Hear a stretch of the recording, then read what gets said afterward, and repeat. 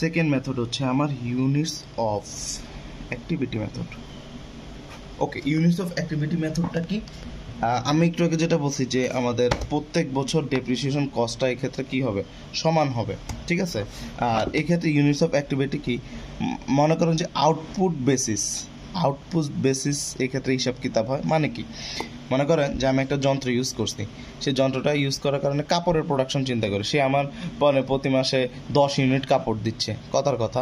And second, আমি চিন্তা করি এই যে প্রতি কত ইউনিট আমি পাচ্ছি, একটা গাড়ি আমি চালাচ্ছি, কত মাইলেজ আমি চালাইলাম, আউটপুট কত দিচ্ছে, একটা মেশিন 1 ঘন্টা চলার পর আউটপুট কত দিচ্ছে। এই যে আউটপুট বেসিসের যে হিসাব কিতাব, এইগুলা হচ্ছে এই মেথড দ্বারা করা যায় আর কি, ঠিক আছে। সো এই মেথডেও সেমভাবে আমরা ফার্স্টে হিসাব করব কি, আমাদের ডেপ্রিসিয়েশন কস্ট মানে হচ্ছে কস্ট মাইনাস স্যালভেজ ভ্যালু, দেন হচ্ছে এখন আমাদের যেহেতু units of activity method, so এই ক্ষেত্রে হচ্ছে ডেপ্রিসিয়েশন কস্ট পার ইউনিট, মানে ডেপ্রিসিয়েশন কস্ট পার ইউনিটটা হবে হচ্ছে আমাদের এই যে ডেপ্রিসিয়েশন কস্ট ডিভাইডেড বাই হচ্ছে total unit of activity, total unit of activity. Suppose ধরুন আমার ডেপ্রিসিয়েশন কস্টটা কিছু একটা আসবে, সেটা টোটাল ইউনিট মানে 1,60,000 আমি যদি প্রডিউস করতে চাই, তার মানে কি আমার ডেপ্রিসিয়েশন কস্ট দিয়ে এটাকে ভাগ দেবো, যেটা আসবে সেটা হচ্ছে কি প্রতি মানে পার ইউনিটের ডেপ্রিসিয়েশন কস্টটা কত সেটা আমি পেয়ে গেলাম। এখন কত হচ্ছে পরবর্তী কাজ কি, ওই যে আমরা অ্যানুয়াল হিসাব করতেছিলাম না, annual expense, annual depreciation expense, আগের ক্ষেত্রে যে হিসাব করলাম বারবার ওই যে ভাগ করলাম, তো এই ক্ষেত্রেও আমাদের কি এই যে per unit depreciation cost per unit পেয়েছি, তাহলে depreciation cost per unit into units of activity current year. মানে কি, মানে হচ্ছে আমার প্রতি ইউনিটের ক্ষেত্রে মানে প্রতি ইউনিটে কতটুকু, পার ইউনিটে কতটুকু ডেপ্রিসিয়েশন কস্ট হবে সেটা গুণ আমার যে ইয়ারে আমার যতটুকু প্রোডাকশন করতে বলছে যত ইউনিট, তার সাথে আমি এটা গুণ দিলে আমি কিন্তু কি অ্যানুয়াল এক্সপেন্সটা আমি কিন্তু কি পেয়ে যাব। কিন্তু এক্ষেত্রে বলে রাখা ভালো, স্ট্রেট লাইন মেথডে ঠিক আছে, স্ট্রেট লাইন মেথডে আমাদের অ্যানুয়াল ডেপ্রিসিয়েশন যে এক্সপেন্সটা ছিল সেটা কিন্তু প্রতি বছর সমান থাকবে, প্রতি বছর সেটা সমান থাকবে, এটা কোনো চেঞ্জ হবে না। এই যে এটা তো ফার্স্ট টাইমে লিখছি যে প্রতি বছর ডেপ্রিসিয়েশন কস্ট সমান থাকবে, মানে কি অ্যানুয়াল ডেপ্রিসিয়েশনটা সমান থাকবে। কিন্তু ইউনিটস অফ অ্যাক্টিভিটিতে মনে করেন যে প্রথম মাসে আমি যদি 7,000 ইউনিট প্রোডাকশন করি, তাহলে আর যদি এটা হয় মানে 0.1, তাহলে 7,000 ইন্টু 0.1, পরের মাসে ঠিকই 0.1 আছে, ঠিক আছে, কিন্তু 8,000 প্রডিউস করতে গেলে কি 8,000 ইন্টু 0.1, কিন্তু এই যে অ্যানুয়াল যে ডেপ্রিসিয়েশন এক্সপেন্স সেটা কি সেম থাকতেছে না, তাহলে এই ক্ষেত্রে কিন্তু কি আমার সেম থাকতেছে না, ঠিক আছে।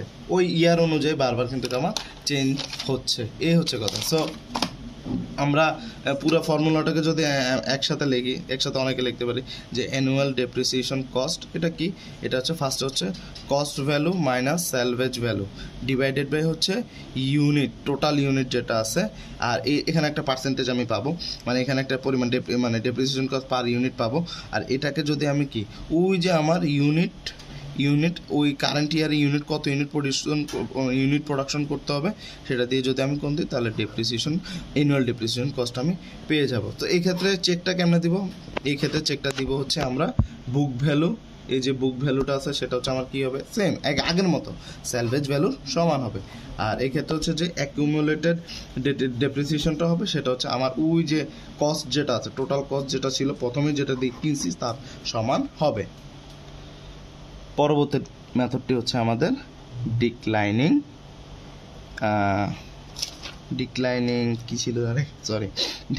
Balance method. আচ্ছা, যেটাই হোক, সো নামের মধ্যে কি আছে ডিক্লাইনিং, মানে কি ডিক্রিজ হচ্ছে, ঠিক আছে। তার মানে ইন এসেন্স আমরা ডিরেক্টলি শর্টকাটে বাংলায় যদি বুঝবো সেটা হচ্ছে প্রতি বছর কমতে থাকবে, প্রতি বছর কি থাকবে, প্রতি বছর হচ্ছে কমতে থাকবে, এই হচ্ছে ফার্স্ট টার্ম। এখন এই ক্ষেত্রে যে অ্যানুয়াল ডেপ্রিসিয়েশন এক্সপেন্স, সব ক্ষেত্রে যে অ্যানুয়ালটা হিসাব কেমনে করে, অ্যানুয়াল ডেপ্রিসিয়েশন এক্সপেন্সটা কী করবো, সেটা হচ্ছে ফর্মুলা হচ্ছে book value at the beginning of year গুণ ডিক্লাইনিং রেট। এই ডিক্লাইনিং রেটটা আমার কিন্তু প্রশ্নে দেওয়া থাকবে, book value of the beginning এটা দেওয়া থাকবে। এখন আমি একটা কথা বলে দিই, বুক ভ্যালু আমার তো কস্ট দেওয়া থাকবে কোশ্চেনে, তাই না? এখন আমাকে বলুন, যখন আমি কিনছি তখন কি কেনার সময় কি কোনো বুক ভ্যালু আছে? না। তার মানে কি এই যে বুক ভ্যালু অ্যাট দ্য বিগিনিং যদি প্রশ্নে বলা থাকে তো ভালো, আর যদি এই ল্যাঙ্গুয়েজে বলা না থাকে তাহলে কি ওই কস্ট যেটা আছে সেটাকে আমরা বুক ভ্যালু অ্যাট দ্য বিগিনিং ধরে আমরা হিসাবটা করব। শেষ। এবার হচ্ছে ডিক্লাইনিং রেট প্রশ্নে দেওয়া থাকবে, আর যদি দেওয়া নাও থাকে তাহলে আমরা কি এই যে ডিক্লাইনিং রেটটা আছে সেটা হচ্ছে আমাদের ওই যে স্ট্রেট লাইন মেথডের যে রেটটা আছে না, স্ট্রেট লাইন মেথডের যে রেট আছে না, স্ট্রেট রেটটা তার সবসময় দ্বিগুণ হবে, অলওয়েজ। এটাই হচ্ছে ফর্মুলাটা, যে এটা যদি দেওয়া না থাকে তাহলে স্ট্রেট লাইন ফর্মুলাকে দ্বিগুণ করলে যেটা পাবো সেটা ডিক্লাইনিং রেট, এবং অ্যানুয়াল ডেপ্রিসিয়েশন যেটা আছে এটা হচ্ছে বুক ভ্যালুর সাথে এটা গুণ করলে তো অ্যানুয়াল ডেপ্রিসিয়েশনটা পেয়ে যাব। ওকে, সো এই হচ্ছে কথা। দেন এখানে হচ্ছে এখন আমরা এখানে একটু যদি খেয়াল করি, আমাদের প্রথম ক্ষেত্রে আগে তো কস্ট লাগতো বারবার, এই যে বারবার আমি বললাম যে ডেপ্রিসিয়েশন কস্ট, প্রতি ক্ষেত্রে আমার কস্ট লাগতেছিল, কিন্তু এই ক্ষেত্রে আমার লাগতেছে হচ্ছে কি প্রতি ক্ষেত্রে হিসাবের ক্ষেত্রে বুক ভ্যালু। তার মানে কি আমি এখানে যদি হিসাব করি, প্রথমে আমার যেটা কস্ট সেটাই আমার বুক ভ্যালু লিখলাম। এখন পরের যে বুক ভ্যালুটা মানে ওই কারেন্ট আগের বছরের যে বুক ভ্যালুটা পাবো সেটা পরের বছরের বুক ভ্যালু অ্যাট দ্য বিগিনিং, ওই যে বুক ভ্যালু অ্যাট দ্য বিগিনিংটি সে আগের বছরের যেটা বুক ভ্যালু শেষ হয়েছে সেটা হচ্ছে পরের বছরের বিগিনিং, এটা দিয়ে আমরা ক্যালকুলেশন করবো। এইভাবেই চলতে থাকবে। আর এখানে চেক কেমনে দিব? ওই আগের মতো অ্যাকুমুলেটেড যে ডেপ্রিসিয়েশনটা আছে, অ্যাকুমুলেটেড ডেপ্রিসিয়েশনটা হবে আমার কস্ট ভ্যালু সমান, আর এই ক্ষেত্রে হচ্ছে বুক ভ্যালুটা হবে আমার হচ্ছে স্যালভেজ ভ্যালু সমান। এই ক্ষেত্রে আমরা ম্যাথ করার ক্ষেত্রে একটা টুইস্ট আছে, সেটা হচ্ছে আমরা দেখব যে আমাদের যে অ্যাকুমুলেটেড যেটা আছে সেটা কিন্তু আমাদের কি বলে আমাদের সমান হয় না, ডেপ্রিসিয়েশন কস্টের সমান হয় না, তখন আসলে আমরা ভ্যালু লেখে অ্যাডজাস্ট করে সেটা করতে, আমরা সেটা ম্যাথ করার ক্ষেত্রে দেখব। ওকে, আমরা একটা ম্যাথমেটিক্যাল প্রবলেম দেখি। এখানে লেখা আছে জুরাসিক ট্রান্সপোর্ট, এখানে ট্রান্সপোর্ট 3টা বাস ইউজ করছে, তাদের ডেপ্রিসিয়েশন দেওয়া আছে। তো 1 নাম্বার বাস যেটা আছে সেটা হচ্ছে কস্ট 96,000, স্যালভেজ ভ্যালু এত, ইউজফুল লাইফ যা দেওয়া আছে। এখন এক্ষেত্রে ডেপ্রিসিয়েশন মেথডটা ইউজ করছে স্ট্রেট লাইন মেথড, হ্যাঁ। পরেরটাতে ইউজ করছে ডিক্লাইনিং মেথড, পরেরটাতে ইউজ করছে হচ্ছে আমার ইউনিটস অফ অ্যাক্টিভিটি মেথড। এখানে ইউনিটস অফ অ্যাক্টিভিটি মেথডের জন্য ওই যে জিনিসগুলো দেওয়া আছে, ঠিক আছে। সো এক্ষেত্রে আমাদের বলছে যে compute the amount of accumulated depreciation on each bus, প্রত্যেক বাসের ক্ষেত্রে ডিসেম্বর 31, ঠিক আছে। সো ডিসেম্বর 31-এর ক্ষেত্রে ডিসেম্বর 31, 2010। তার মানে আমরা 1/1/8 শুরু করছি। একটা জিনিস মনে রাখবো যে এক্ষেত্রে মাস বা বছর কত থেকে শুরু করতেছে, কোন মাস থেকে পুরো বছর প্রোডাক্টটাকে ইউজ করতে পারতেছি, নাকি আধা মাস, নাকি কয়েক মাস, সেটা আমরা কিন্তু দেখতে হবে। যেহেতু 1/1/8 শুরু হয়েছে, তার মানে কি ডিসেম্বর 31, 2010, তার মানে কি পুরো বছর জিনিসটা ইউজ হবে। সো এই ক্ষেত্রে আমরা যদি সলিউশন দেখি, আমি ফার্স্টে বলছিলাম কস্ট কত দেওয়া আছে, প্রথম মেথডটা আমরা যদি আলোচনা করি, কস্ট কত দেওয়া আছে, 96,000 দেওয়া আছে। ভাই কত স্যালভেজ ভ্যালু কত দেওয়া আছে? ভাই 6,000 দেওয়া আছে। শেষ। তাহলে কস্ট ভ্যালু থেকে স্যালভেজ ভ্যালু বাদ দিলে আমার কি পাবো? ডেপ্রিসিয়েশন কস্টটা আমি পাবো। তো এই ক্ষেত্রে সেটাই করছে, cost value minus salvage value থেকে ডেপ্রিসিয়েশন কস্টটা আমি ফার্স্টে পেয়ে গেলাম। ওকে, এখন আমি এরপর কি বলছিলাম যে অ্যানুয়াল ডেপ্রিসিয়েশন আমরা কেমনে পাবো? অ্যানুয়াল ডেপ্রিসিয়েশন আমি পাবো যে আমার যে ডেপ্রিসিয়েশন কস্টটা পাইছি আমি, এই ডেপ্রিসিয়েশন কস্ট যেটা আছে সেটাকে আমি ইউজফুল লাইফ দিয়ে আমি করবো। এখন কথা হচ্ছে ইউজফুল লাইফ কত, এই যে ইউজফুল লাইফ 5, তাহলে 5 থাকলে আমি 5 দিয়ে ফার্স্টে ভাগ দিয়ে দিব। এই যে আমি যেটা পাইলাম এটা আসলে কি, এটা হচ্ছে অ্যানুয়াল, এটা হচ্ছে কি আমার অ্যানুয়াল ডেপ্রিসিয়েশন এক্সপেন্স, এই যে অ্যানুয়াল ডেপ্রিসিয়েশন এক্সপেন্স অথবা ডেপ্রিসিয়েশন এক্সপেন্স। তাহলে আমি কি বলছিলাম যে ডেপ্রিসিয়েশন এক্সপেন্স যেটা সেটা হচ্ছে প্রতি বছর সেম থাকবে। এই দেখেন শুরু হয়েছে কত থেকে? 2008 থেকে। তাহলে আমরা ইয়ার লিখব 2008, 2009, 2010। কেন 10 পর্যন্ত? কারণ কি আমার ডিসেম্বর 10 পর্যন্ত বের করতে বলছে, এই যে প্রত্যেক বাসের ক্ষেত্রে 10 পর্যন্ত, তার মানে কি 3 বছর, 2008, 2009, 2010 প্রত্যেক ক্ষেত্রে ডেপ্রিসিয়েশন এক্সপেন্স সমান 18,000, এই যে এখান থেকে লিখে ফেললাম। এখন আমরা কি ওই যে আমরা 19-এ ক্রমযোজিত গণসংখ্যা করছি না, একটার সাথে আরেকটা যোগ, হুবহু সেম। অ্যাকুমুলেটেড মানে কি খালি যোগ করব, তার মানে কি এই যে ডেপ্রিসিয়েশন এক্সপেন্স যেটা 18,000 লিখে ফেলাম, 18,000 এখানে 18,000 লিখবো, এই 18,000-এর সাথে এটা যোগ করলে কি হবে? 36,000। ওই যে অ্যাকুমুলেটেড মানে কি যোগ করব, তাহলে এটার সাথে এটা যোগ করলে এটার সাথে এটা যোগ করলে এটা, তার মানে কি টোটাল আমার কি আছে, আমার অ্যাকুমুলেটেড ডেপ্রিসিয়েশন আমি পেয়ে গেলাম, প্রত্যেক ইয়ারের ক্ষেত্রে আমি পেয়ে গেলাম। এখন আমি কি বলছিলাম, এরপর আমার কাজ কি? বুক ভ্যালু নির্ণয় করব। বুক ভ্যালু নির্ণয় করব। তো বুক ভ্যালুটা কেমন নির্ণয় করব আমরা, ওই যে আমাদের কস্ট কত ছিল, আমাদের কস্ট ছিল হচ্ছে 96,000, তাই না? 96,000 থেকে আমাদের এই 18,000 বাদ দিব। 96,000 থেকে আমাদের এই 18,000টা যদি আমরা বাদ দিই তাহলে কি, ওই যে কস্ট মাইনাস আমার কি অ্যাকুমুলেটেড ডেপ্রিসিয়েশন যদি করি তাহলে তো আমি কি পাবো, বুক ভ্যালু পাবো। ফর্মুলা যে লিখলাম, তাহলে এই 96,000 দিয়ে কিনলাম, সেখান থেকে আমি যদি এই অ্যাকুমুলেটরটা বিয়োগ দিই তাহলে বুক ভ্যালু। প্রত্যেক ক্ষেত্রে সেমভাবে আমি বুক ভ্যালুটা বের করছি, শেষ। এই দেন হচ্ছে আমাদের এক্ষেত্রে কি বলছে যে ডেপ্রিসিয়েশন ফর বাস, আচ্ছা ইউজফুল, ওই যে এর ক্ষেত্রে আমরা অন্য মানে স্ট্রেট লাইন, এখানে আমি বললাম কি, এই যে 96,000 টাকা দিয়ে আমি কিনছি, আমি তার মানে কি টোটাল কস্ট কত, 100% যদি ধরি, 100% ধরলাম। এখন আমি কয় বছর সেটাকে ইউজফুল লাইফ কয় বছর, সেটা এটা হচ্ছে পরবর্তীতে 4 বছর। এটা এই মেথডটা আমার পরবর্তীতে ডিক্লাইনিংয়ের ক্ষেত্রে কাজে লাগবে। তাহলে প্রথম এতটুকু, এই যে প্রথম এতটুকু হচ্ছে আমার কি স্ট্রেট লাইন মেথড গেল। আমার হচ্ছে প্রত্যেক মেথড নিয়ে আলোচনা করতে, পরেরটা কি আমার ডিক্লাইনিং ব্যালেন্স মেথড। তো আমি ফার্স্টে কি বলছিলাম, আমি বলছিলাম যে ডিক্লাইনিং ব্যালেন্স মেথড, এটা তো স্ট্রেট লাইন গেল। ডিক্লাইনিং ব্যালেন্স মেথডের ক্ষেত্রে আমার কি লাগবে, same book value at the beginning of the year লাগবে, book value at the beginning of the year. So সেটা লাগবে।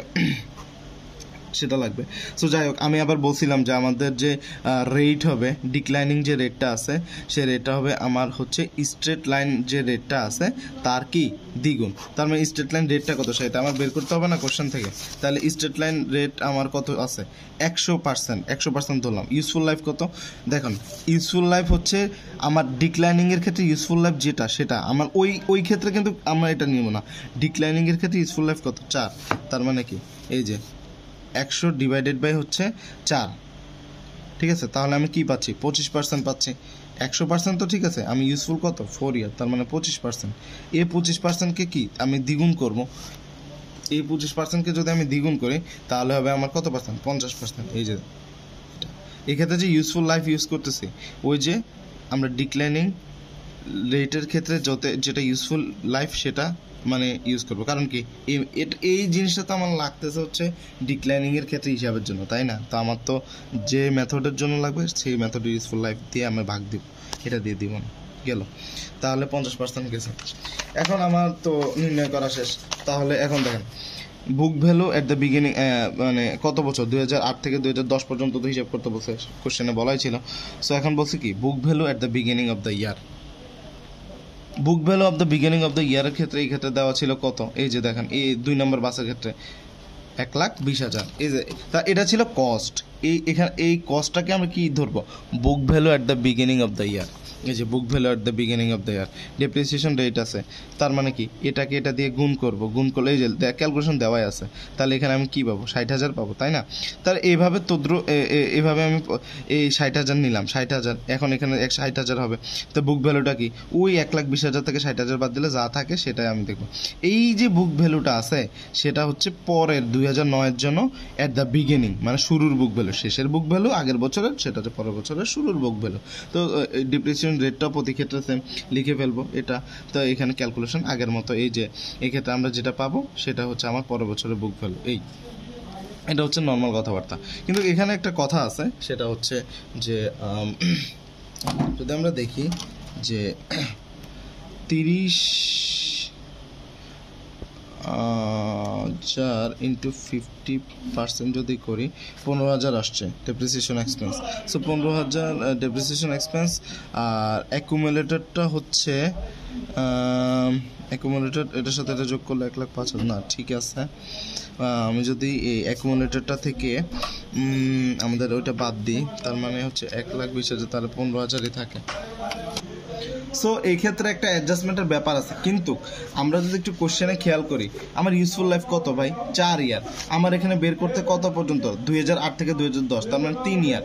চতুর্থ বর্ষ যদি আমি হিসাব করতে যাইতাম তখন কিন্তু একটা অ্যাডজাস্টমেন্টের ব্যাপার ছিল। ওই যে আমার একটা এক্ষেত্রে আমার যে অ্যাকুমুলেটরটা সেটা কিন্তু আমি বলছিলাম যে কস্টের সমান হওয়ার কথা, কিন্তু সেটা কিন্তু চতুর্থ বছরে যদি হিসাব করতে বলা হতো এটা কিন্তু বাই চান্স সমান হইতে পারে, কিন্তু যদি সমান না হয় তাহলে আমরা ফার্স্টে কী করব, ওই যে কস্ট যেটা সেটা এখানে ডিরেক্টলি লিখে দিব এবং সেটা আগেরটা থেকে বিয়োগ দিলে যেটা থাকবে সেটাই হচ্ছে আমার কি এখানে লিখে দিলে। আর আমার কি বলছে, বুক ভ্যালু সেলভেজ ভ্যালু সমান থাকবে, জাস্ট এখানে বুক ভ্যালু সেলভেজ ভ্যালু যেটা সেটা বুক ভ্যালু জায়গায় লিখে দিলে, মানে অ্যাডজাস্টমেন্টটা এমনি করব। এটাই ছিল হচ্ছে ডিক্লাইনিং রেটের যে টুইস্টের কথা আমি বললাম, সেই টুইস্টটা। এখন আমাদের পরবর্তী যে কোয়েশ্চেনটা, মানে পরবর্তী কোয়েশ্চেন আসলে সরি, ইউনিটস অফ অ্যাক্টিভিটি মেথডটা আছে। সো এই ক্ষেত্রে আমরা কি জানি, ইউনিটস অফ অ্যাক্টিভিটির ক্ষেত্রে আমার কি নির্ণয় করতে পারি রে ভাই? ইউনিটস অফ অ্যাক্টিভিটির ক্ষেত্রে আমার ফার্স্টে হচ্ছে যে cost value minus salvage value মানে ডেপ্রিসিয়েশন কস্ট, সেটাকে আমি কী দ্বারা ভাগ দিব, সেটা হচ্ছে ওই যে টোটাল ইউনিট কত ইউনিট করতে হবে। সো আমার এখানে ভাই লেখাই আছে যে কোশ্চেনটা কোথায় গেল, হ্যাঁ, টোটাল কত ইউনিট আমার প্রডিউস করতে হবে। যে আমরা এক্সপেক্ট করতেছি টোটাল এত ইউনিট আমি পাবো, তার মানে কি ওই যে কস্ট মাইনাস সেলভেজ বিয়োগ দেবো, ডেপ্রিসিয়েশন কস্ট এটা দিয়ে ভাগ দেবো। তো এখানে আমি একটা পরিমাণ পাবো না, সেই পরিমাণকে আমার এই যে দেখেন প্রতি ইয়ারে আমার কি দেওয়া আছে, প্রতি ইয়ারের জন্য আমার কি পরিমাণ অ্যাকচুয়াল মাইল হবে, 2009-এর জন্য কত, 2010-এর জন্য কত, এগুলো সব দেওয়া আছে। সো আমি জাস্ট এটার সাথে ওই যেটা পাইছিস এটার সাথে এগুলোর গুণ দিলে যা হবে তা, এই যে জাস্ট ডেপ্রিসিয়েশন কস্ট আমি বের করলাম, সেটাকে আমি টোটাল ইউনিট দ্বারা ভাগ দিলে আমি একটা পাইলাম, ঠিক আছে। এখন কথা হচ্ছে ইউনিটস অফ অ্যাক্টিভিটি 2009-এর ক্ষেত্রে দেওয়া আছে কোশ্চেন, 2010-এর ক্ষেত্রে এটার সাথে এটা যদি গুণ দিই তাহলে আমার কি পাচ্ছি, ডেপ্রিসিয়েশন এক্সপেন্সটা পাচ্ছি, এটা পাচ্ছি, পরবর্তীর ক্ষেত্রে এটা পাচ্ছি। তো এটা এখানে আগের মতো এটার সাথে এটা যোগ করলে এটা পাবো, ঠিক আছে। দেন হচ্ছে বুক ভ্যালুটা হচ্ছে আমার যেই ভ্যালুটা আমি এখানে মানে ওই যে এই অ্যাকুমুলেটরটা থেকে আমার কস্টটা বিয়োগ দিলে যেটা থাকবে সেটা অলওয়েজ এটা। তাহলে এই তিনটা মেথড আমি এখানে আলোচনা করলাম। আর লাস্ট কোয়েশ্চেন আমাকে এখানে কি বলছে যে ইফ বাস নং 2 was purchase on April 1 instead of January. এখন এখানে খেয়াল করি জানুয়ারি 1-এ আমি যদি পারচেজ করি তাহলে কি আমি পুরো বছর ইউজ করতেছি না, কিন্তু আমি যদি এপ্রিল 1-এ পারচেজ করি তাহলে আমি কয় মাস ইউজ করতেছি না, আসলে 3 মাস ইউজ করতেছি না, আসলে ইউজ করতেছি কয় মাস, 9 মাস। তাহলে 12 মাসের ক্ষেত্রে 12 মাস ইউজ না করে আমরা 12 মাসে 9 মাস ইউজ করতেছি। এই যে অনুপাতটা এটা আমরা একটু পরে কাজে লাগাচ্ছি। এখানে কি বলছে যে বাস নং 2 ওয়াজ পারচেজ অন এপ্রিল 1, তাহলে সেক্ষেত্রে ডেপ্রিসিয়েশন এক্সপেন্সের কি চেঞ্জ হবে 2008-এ এবং 2009-এ। সো এক্ষেত্রে কোন মেথড ছিল আমাদের, ডিক্লাইনিং ব্যালেন্স মেথডেই ওরা করতে বলছে। সো এই ক্ষেত্রে আমরা কি করব, সেম ডিক্লাইনিং ব্যালেন্স মেথডের ক্ষেত্রে 2008 আর 9 ওই যে কি ছিল book value of the beginning of the 1,20,000, এই যে আগের মতো সেম। তো এখানে 50% লেখা আছে, কেমনে পাইছি, ওই যে আগে এখানে 25 মানে ছিল কি বলে যে ভুলেও তো গেলাম আমি নিজেই, সরি, এই যে 100% ডিভাইডেড বাই 4, 25%, এখান থেকে 2 দিয়ে গুণ করলে 50 পাইছি। এখন আসলে আমি কি 50% ইউজ করতে পারতেছি 2008 সালে, 2008 সালের এপ্রিলে কিনছি, আমি কিন্তু জানুয়ারিতে কিনি নাই, 2008 সালে এপ্রিলে কিনছি। তার মানে কি আমি 50% মানে পুরো বছর কি ইউজ করতে পারতেছি না, কতটুকু ইউজ করতে পারতেছি ইনটু 9/12, 9/12 যদি করি তাহলে আমি যেটা পাবো সেটা হচ্ছে কি 45,000, ঠিক আছে। এটা হচ্ছে করব, এটা করার পরে আগের মতোই এখানে লিখে দিব, দেন হচ্ছে বুক ভ্যালুটা আমরা এখান থেকে বিয়োগ করলে চলে আসবে। এখন কথা হচ্ছে এই যে বুক ভ্যালুটা সেটা আবার পরবর্তী ইনিশিয়াল। এখন এক্ষেত্রে 50% ইন্টু এখানে আর কোনো কিছু করবো না, কারণ কি 2009-এর পুরাটা ইউজ করছি আমরা, আমারও তো এখানে বলে না যে 2009-এ আমি এত মাস ইউজ করছি। 2008-এর বলছে যে আমরা যদি এপ্রিল 1-এ কিনি তাহলে 2008-এর ক্ষেত্রে না আমি 3 মাস কম ইউজ করছি, কিন্তু 2009-এর ক্ষেত্রে হিসাব করলে কি 2009-তে পুরোটাই আমি ইউজ করছি, তাই না। তার মানে এই ক্ষেত্রে কোনো মানে অনুপাত হিসাব করে আমি কোনো কিছু দেবো না, যা আছে তা করিয়া দিব। এখন এইভাবে হচ্ছে আমি ক্যালকুলেশনটা করব। আচ্ছা, পরবর্তী প্রবলেমটার ক্ষেত্রে এই ক্ষেত্রে আমার আগের প্রবলেমের মতোই এই ক্ষেত্রে এই জিনিসটা জার্নাল এন্ট্রি করতে বলছে, আমার এই ক্ষেত্রে এটা দরকার নাই। আমরা জার্নাল এন্ট্রি না করে আমরা ডেপ্রিসিয়েশনটাই করতেছি, জার্নাল এন্ট্রি নর্মাল কথাবার্তা এগুলো দরকার নাই আপাতত। আমরা ডেপ্রিসিয়েশনটা যদি আমি বলছিলাম যে কস্টের আমরা কস্ট হিসাব করতে হবে, তাই না। সো কোশ্চেনে যদি কস্ট দেওয়া না থাকে মানে কি ভাঙ্গাচুরা অবস্থায় থাকে, যেমন আমি কোশ্চেনটা একটু দেখাই। পরবর্তী কোশ্চেন যে the cash price of A machine 38,000 হচ্ছে তার ক্যাশ প্রাইস, মানে এই কলমটার প্রাইস সাপোজ ধরুন 38,000 টাকা।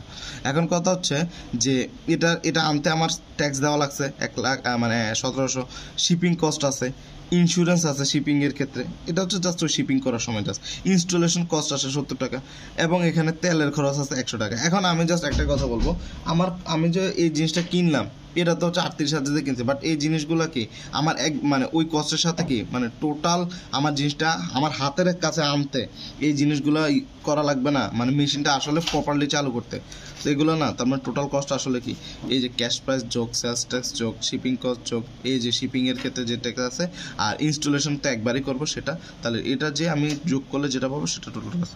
মজার ব্যাপার হচ্ছে আমি এখানে অয়েলটা হিসাব করি না, কারণ কি আমি তো ফার্স্টেই বলছি অয়েল প্রতি মাসে লাগবে, এটা হচ্ছে কি রিকারিং ম্যাটেরিয়াল আমি কস্টে আনবো না, এটা বারবার যেহেতু ইউজ করা লাগে, যেটা একবার ইউজ করা লাগে সেটা জাস্ট কস্ট আসবে। তো এভাবে আমি কস্টে হিসাব করলাম, টোটাল কস্ট আমার কত 40,000। এখন এখানে স্যালভেজ ভ্যালু